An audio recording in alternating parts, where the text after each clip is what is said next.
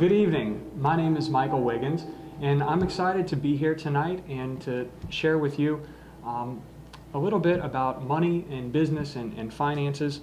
I do want to read a scripture before we get started, and it comes from Proverbs chapter 37, verse 4 and 5, and it says, "Delight yourself also in the Lord, and He shall give you the desires of your heart. Commit your way to the Lord. Trust also in Him, and He shall bring it to pass." I really believe that what we think matters greatly it matters more than any other factor in the success that we have in life, as well as whether we put our faith in God. And because of that, I am continually seeking out successful people who have been there and done that, and they have a testimony to share with us, and they have an insight and a way of thinking that has led them to success and that they've learned from the success that they've had. So that is the basis of our show tonight. Every week that we come on, we will try to have a new guest, a new successful local businessman of faith who is able to share some of their wisdom and experience with us. And we're really excited that you're here tonight. We encourage you to participate with us. That's why we're actually live in the studio right now. You can email us at questions@wsty-tv.com, or you can simply go on Facebook, become a friend of mine, and send me a message right now, this very second, and we'll view it on the computer, and if you send us a question, we'll discuss it on air, and we'll get you your answers. Okay, so tonight we are having a discussion with Derrick Babcock. Derrick is a successful insurance agent. He works primarily in health insurance, and I don't want to go into too much detail, but let's just say he's been very successful, and he doesn't really have to work anymore if he doesn't want to. Derrick is also he's been married to his wife Heather for 16 years, and he has 4 kids, and he describes himself as a hopeless entrepreneur.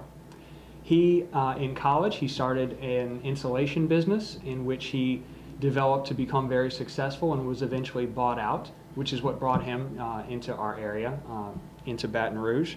He has also developed his business to where he is now a partner in Business First Insurance, a subsidiary of Business First Bank. He is also the owner of ProdigyHealthInsurance.com. He is a very active political activist. Every time I call him, he's at a meeting when he should be working. And he's the vice chairman of the Louisiana Family Forum, as well as the president of Citizens for Highway and Infrastructure in Livingston. And when he told me about that, I knew one thing. I said, this guy is a true person that cares about the community, and he is willing to do whatever it takes to be involved, and he's not interested in glam or fame or anything like that, because I'm sure that there's not a whole lot of glamour in being on the Highway and Infrastructure Board in Livingston. And also, Derrick is a part-time concert producer and put on the Cutlass concert that was here last year. I believe it was in November. Is that right? October 20th. October 20th, last year. Almost November, yeah. When are we doing another concert? Soon. Actually, I sent in an offer today for one I've got going in New Orleans. Wow. So, yeah. Good deal. Well, we'll talk a little bit more about that, but we do want to use our time with Derrick to really understand how it is that he thinks about his business, to understand how his faith in the Lord has caused him to take different steps that he might not have taken otherwise, and how that's led him to the success that he's had. Derrick, do you want to share with us a little bit about what God's done in your life? And I guess the main thing is you're very successful now. You really don't have to work, but it's not always been that way. Right. You've had some tough times. I definitely have. And I'll go back to about 10 years ago, I guess, is where things really started to change. And at that time, I was an area manager for Singular Wireless, which is Bell South Mobility, now it's AT&T. And I was doing well. I managed the Southwest Louisiana Territory and enjoyed it, but I got to this point in my life where I really struggled with something that I felt like God had put in me when I was 12 years old, and that was my purpose in life. And He had said that I would fund mission projects. And so I held on to that. And literally, I remember when I was 12 years old, Him telling me that. And some people say, oh, that's crazy. But I tell you what, I held on to it my whole life. So you've been a Christian from a young age. I have been, yeah. And maybe we can talk more about that in the show. But I was at this point where I was, moderately successful, I guess, as far as my job would go. I was doing fairly well, but I really struggled with, God, I don't feel like I can do what You've called me to do doing this business. And so I said, what is my purpose in life? If that's not it, what is it? Can I stop you there? Yeah. You saying that you made a job switch, not because you wanted more money for you. You felt like you were doing okay. Sure. But because you wanted to make more money so that you could give more money to missions? Sure. Okay. And it was a 6-figure income. It was a good job. But like I said, I didn't feel like I was able to accomplish what I felt like God had called me to do. And I really had struggled with clarity in what my purpose in life was. And this was even really before the big Rick Warren and purpose-driven life and all that. And it was just this crying out that it was day after day and week after week. And I remember just saying, Lord, what is my purpose? I don't feel like I can accomplish it where I'm at today. And so that went on for probably a good year and a half, 2 years. And finally, he didn't say, here is your purpose. He said, I'm going to show you your purpose. Okay. And there was an opportunity in Baton Rouge to move back. At the time I was in Lake Charles. And so I took that opportunity, and it was an opportunity. There was no salary. There was no benefits. No guarantees? No guarantees at all. So you left a $100,000 job, good money, moved to a new city with no guarantees. And you had kids at this point? I had 2 kids, yeah. So you're a little stressed out. I was a little bit stressed out. And I wish I could say that I moved to Baton Rouge, and man, right off the bat, everything went great. And, the success came and went well. But, to be honest, what happened was the first day I was in the office where I went to in Baton Rouge, I knew I was in the wrong spot. Very first day. Yeah. So you followed God to the wrong spot. Right. And I honestly have to say I was a little frustrated. But I knew that I had made the right move. I knew clearly I'd heard from God. And so I said, Lord, whatever it is that You'd have for me, that's fine. And so there's a whole story that kind of goes along with that. I left where I was. There's a gentleman who got me into the insurance business, and genuinely appreciate him for doing that. Derrick, we're coming close to our break. Yeah, we really don't have time to let you finish your story. But as soon as we go to our break and we come back, we'll continue talking about that. Again, if you're at home and you have any questions for Derrick, if you know Derrick and you want to send him a question, message me on Facebook. My name is Michael Wiggins. You can also send us an email to questions@wsty-tv.com.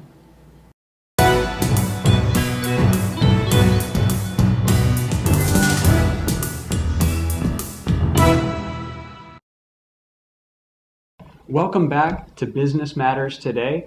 I'm your host, Michael Wiggins, and I am here with Derrick Babcock, highly successful entrepreneur, insurance agent, and he was just sharing a little bit with us about how he first got started in the business and some of the struggles that he went through, feeling like he was led by God to go into a situation, and as soon as he got there, immediately things started not to work out.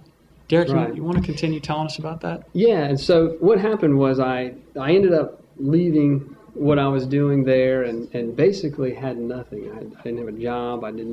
I really didn't have any business that I had started, and obviously wanted to start one. And so this wasn't even the business that turned around and made it. You just no, yeah. And it's amazing because I through all of that, things got really bad. I didn't have any income. Obviously, I had bills to pay. I had saved a little bit, but in the moving around, and I did start one little business in between that didn't go so well, lost the money that I had in that.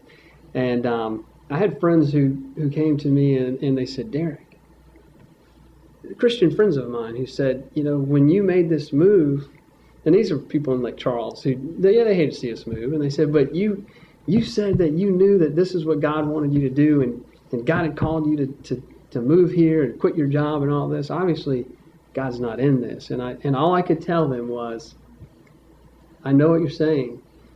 I understand, and it's awful. I don't wish this on anybody. This is terrible, but I have peace about what I've done, and I know that I've followed him and that he's going to bring me through this. And I said, and I'm not going to say that it was as bad as a Job experience, but it certainly was to me. For you, it was, yeah. It was awful, yeah.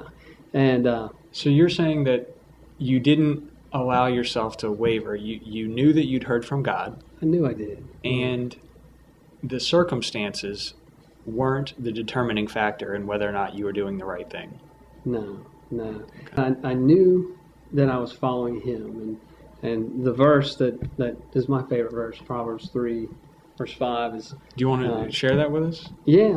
It's love the Lord with all your heart, lean not on your own understanding, in all of your ways acknowledge him, and he will direct your path. And I guess this is that time when that verse really became real, because at the same time I was really beginning to develop in my relationship with Christ. And to be honest, when I was younger, I was raised a Christian. I had knowledge about God. I knew what Jesus Christ had done for me at the cross, and I had accepted that gift of salvation. But I had my life over here, and then I had church, and I had my knowledge of who God was and what he had done, but I didn't have that genuinely close relationship. And so I hate to say it, but during that time, that's really when I began to grow, and I began to have that relationship with God that's so real. It's just like me and you sitting here talking right now.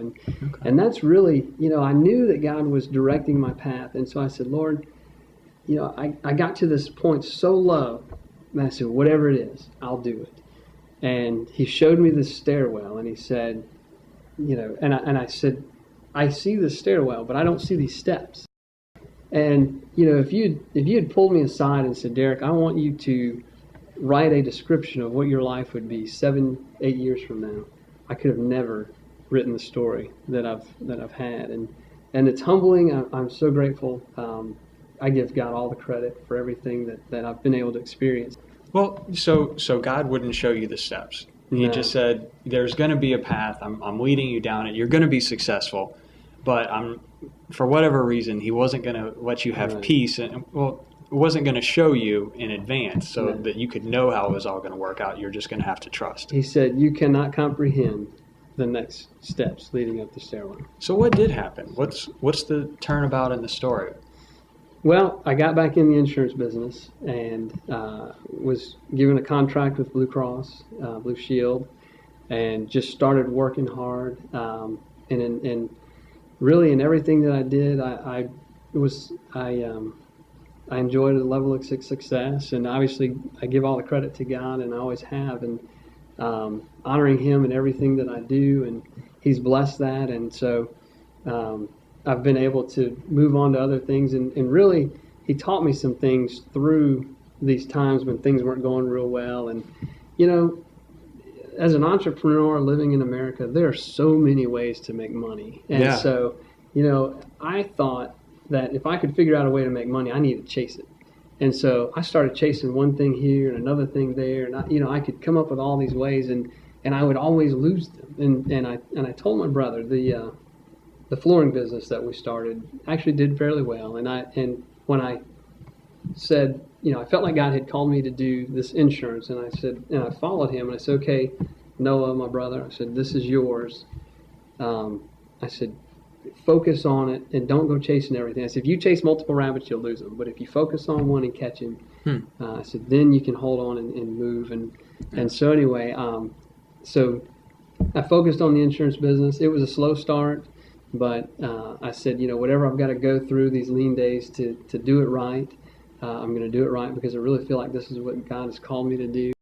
And so I did, and I've been blessed through it, and I've continued to start new businesses, and the Business First venture was something that came up and took a while to develop, but That certainly was something God ordained. Yeah. And then, And you're actually working with, can you say who you're working with? sure, yeah. Well, you're working with Buddy Roemer, former governor and Right. current presidential candidate. Right. You're his right-hand man.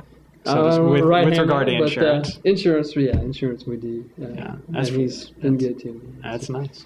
Well, Derrick, I did want to ask you about being an entrepreneur, because for me, being an entrepreneur and being a Christian are synonymous in that Right. there's so much risk, but there's so much reward. But you just have to trust God Right. with the outcome.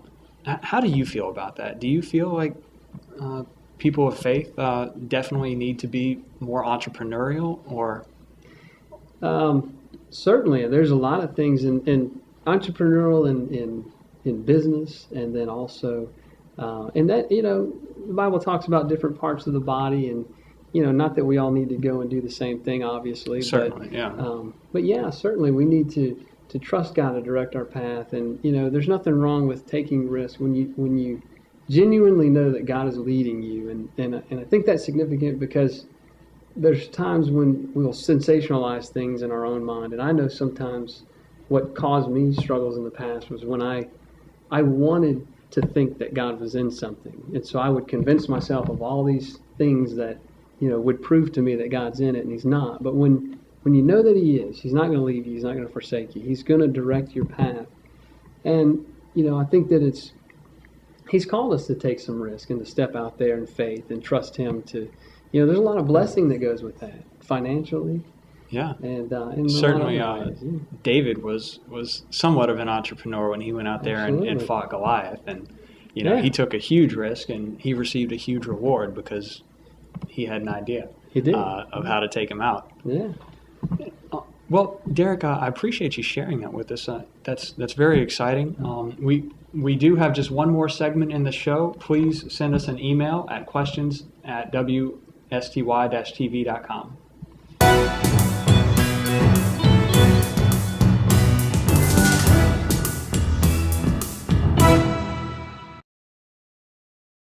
Welcome back to Business Matters Today. My name is Michael Wiggins, and we're wrapping up our conversation with Derrick Babcock, a highly successful insurance agent in Baton Rouge and business owner of many regards. Derrick, you've shared with us the fact that you've been through some struggles and that God has led you through them, and you've held strong to Proverbs 3, verse 5, trust in the Lord in all your ways. And now you're on the other side of the majority of your financial struggles. Now that you've been so successful and you don't really have to work, what is it that keeps you motivated every day? What do you still get up early and work late for? I'm passionate about what I do. Genuinely, I feel like I provided a much needed service to people, and so there's a little bit of a mission behind what I do. Yeah. I'm involved in a lot of things politically, and so I probably half of what I do is unpaid, just I guess citizen activist kind of things, lobbying, those sorts of things, but just affecting the systems that touch our society for the things that are dear to God, and so that's important to me. And so and as far as the finances go, I mean, I had a friend. He asked me the other day, and he struggles with, how much is enough? And, I don't know that I know that answer, I mean, I think that there's so much that needs to be done. And, the Bible says that I think the thing is not that you accumulating the wealth, but it's what you do with it. And I believe that if God can get it through you, He'll get it to you. And I've heard that before. And, the Bible says, pressed down and shaken together, men shall give into your bosom. And so it's men who are willing to submit themselves to what God's asked them to do. God uses men to bless other men, and it takes finances, being honest, to put missionaries on the field. Sure. And it takes finances to build outreach programs. And so there's nothing evil about the money. It's the love of money. And so to get up every day and to go out, and I have my personal finances are met, but I feel like I'm called to that greater purpose, which is not what I need, but what the kingdom needs. And so Yeah. it's not for the purpose of accumulating wealth. I told the same friend, I said, if I made $10 million next year, I guarantee you wouldn't have it the next, because I'm going to give it away. And I haven't made that 10 yet, but I'm working on it. But anyway, that's really what gets me up every day, is just that passion to continue to grow. And I feel like God's called me to continue. I don't think I'll ever rest. Well, Derrick, what are some of the intangible things the intangible benefits that you've received as a reward for having faith and taking the path that perhaps others wouldn't have chosen and following God down the road that you knew He was leading you to? I guess what I mean by that is, well, you've been married to the same woman, Heather, for 16 years. You have a great family, and Right. You're 38 years old, and people are probably wondering if you're younger than I am. Usually when they hear I have 4 kids and they don't know how old I am, they get this worried look on their face. What were you doing as a teenager? Huh? Yeah, I had a lady ask. She said, "Did you start when you were 13?" And of course I said, "Yes, ma'am." And she about fell out. But anyway, as far as the intangibles, there's so many things. The work that I do through Louisiana Family Forum, first of all, thank God for the ability to be able to do that, because it takes time, and I've got the flexibility to be able to do it. And so just being able to do so many good things, and as a Christian, abortion is one of those issues that we've really, I believe is wrong, and we're able to fight those things in the legislature, and we've been able to have some significant victories in terms of pro-life issues. And so you work closely with Gene Mills and Louisiana Family Forum. Gene's my buddy, yeah. And I believe that I've heard that that's one of the most successful lobbying groups in Louisiana. Depending on which series of newspapers and magazines you read, they do. They call us the most influential lobbyist group in the state. We don't obviously address every issue, but family issues, religious issues, we do financial issues. There's a predatory lending bill that we fought, and people said, "Hey, that's not a family issue. That's not a religious issue." And I said, "I beg to differ. The Bible talks about preying on others." Certainly. And so, and we did. We won that battle on a moral argument, and so that's some of the intangibles. I tell you, this concert that we did, which really was just something that when I did it, I told my wife, I said, the feeling that I had, just to describe, I had this peace, obviously, because I really genuinely felt like it was something God called me to do, and certainly now that it's over, I know it was. But I told her I'd never done anything like this before in my life, and there was a significant investment involved, and just the ability to recoup some of that and organize this whole thing. And I said, I feel like I've stepped off the cliff, and I did not look to see how far down the water is, And so you just said you're doing it. Yeah, I said I'm doing it, but I had peace about it, and and through that, it was a great event, and there were so many testimonies that came out of it. I mean, I'll admit I've cried several times just hearing the things that came from that concert, and starting out, I did that concert because I wanted to see a concert, and in the end, I didn't even get to see the concert. I worked the whole time, but what I got from it was, I wouldn't trade it for the world. If I could see 20 concerts, I'd give it up to have the testimony that I have today through that. And I got to tell you, can I thank Harvest Church? Sure. Those people were unbelievable. Unbelievable. I have never worked with people more gracious. That was such a testimony to me as to what the body of Christ is supposed to be like and how we're supposed to operate, and just the way they did it, the way everybody pitched in and worked together, it just spoke volumes to me, and I told them when I was there, but I genuinely mean that, and even still today, I mean, it speaks to me, it really does, and I appreciate them for what they did. Wow. I know I've talked to many of them, and they loved working with you. I actually didn't meet you until well after the concert. Yeah, I just felt like I knew you because everybody said, "You got to meet Derrick. He's such a great guy. He did everything." Well, so who's coming next? You got another concert coming. I'm going to get with Pastor Trey and see what he wants to do. I did put in an offer today for Francesca Battistelli. We have an event we're organizing right now in New Orleans. It's RLC 2011. It's Republican Leadership Conference, and we've got a lot of speakers coming in: Sean Hannity, Sarah Palin, Newt Gingrich, and Wow. it's a And it's you're a helping Republican set all event. these up? I'm working with my friend Charlie Davis and Rhett Davis, and we're You're putting going to that meet together. these guys? Oh yeah, absolutely. But I took care of organizing the entertainment, and so I guess I can't officially say Francesca's coming, but we did put the offer in today, and we'll have some form of entertainment. Well, Derrick, thank you so much for coming and sharing with us. I know that I've learned a lot. I hope everybody at home has been paying attention. I know that you have a great testimony. We do want to remind everybody that next week, our next show will be April 20th, and Brandon Bollinger will be with us. He's the president of Gulf Crane.